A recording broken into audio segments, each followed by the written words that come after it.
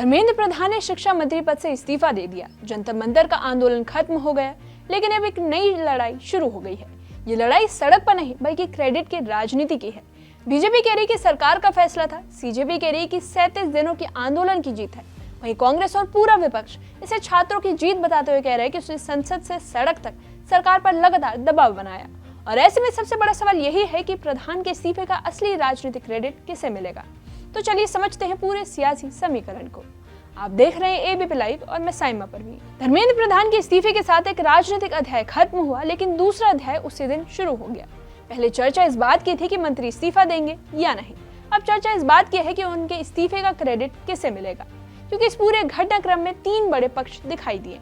पहला पक्ष सरकार और बीजेपी का, दूसरा पक्ष जंतर मंतर पर आंदोलन चला रही सीजेपी का और तीसरा पक्ष कांग्रेस समेत पूरे विपक्ष का। तीनों की भूमिका अलग अलग रही और अब तीनों अपने अपने तरीके से इस घटनाक्रम की व्याख्या कर रहे हैं। सबसे पहले समझते हैं कि बीजेपी का पक्ष क्या है। बीजेपी का कहना है कि धर्मेंद्र प्रधान का इस्तीफा किसी दबाव का नतीजा नहीं बल्कि सरकार का अपना फैसला था।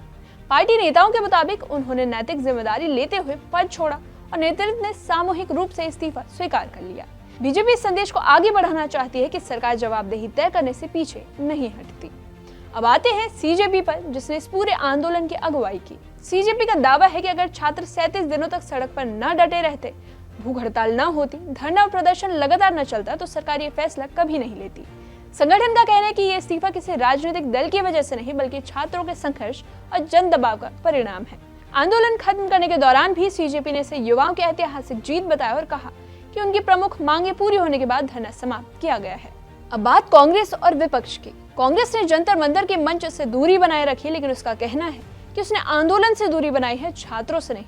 सांसद केसी वेणुगोपाल ने कहा कि अगर कांग्रेस सीधे आंदोलन में शामिल होती तो पूरा मुद्दा राजनीतिक रंग ले लेता, इसलिए पार्टी ने पीछे रहकर सहयोग किया। उनके मुताबिक यूथ कांग्रेस और सेवा दल के कार्यकर्ताओं ने आंदोलनकारियों को पानी, खाना, दवाइयां और कानूनी मदद उपलब्ध कराई। कांग्रेस का एक और बड़ा दावा राहुल गांधी को लेकर है। पार्टी का कहना है कि राहुल गांधी ने सिर्फ आंदोलन के आखिरी दिनों में नहीं बल्कि कई महीनों से छात्रों का मुद्दा उठाया, संसद के भीतर सरकार को घेरा, पीएम आवास के बाहर प्रदर्शन किया और लगातार शिक्षा मंत्री के इस्तीफे की मांग की। और इसी नैरेटिव को मजबूत करने के लिए जंतर मंतर पर थैंक यू राहुल के पोस्टर लगाए गए। लेकिन कांग्रेस के इस दावे के बीच एक सवाल ये भी उठ रहा है कि अगर पार्टी छात्रों के साथ थी तो फिर जंतर मंतर के मंच पर दिखाई क्यों नहीं दी। इस पर केसी वेणुगोपाल ने साफ कहा कि कांग्रेस जानबूझकर मंच से दूर रही ताकि आंदोलन का राजनीतिकरण ना हो। उनका कहना है कि अगर कांग्रेस वहां जाती तो पूरा फोकस छात्रों से हटकर राजनीति पर चला जाता। और इसी बीच कांग्रेस ने सरकार के नई परीक्षा सुधार टास्क फोर्स पर भी सवाल उठाए हैं। पार्टी का कहना है कि 2024 में बनी डॉक्टर के राधाकृष्णन समिति ने 101 सिफारिशें दी थी, लेकिन सरकार ने उन्हें पूरी तरह लागू नहीं किया। अब नई टास्क फोर्स बनाकर सरकार अपनी छवि सुधारने की कोशिश कर रही है।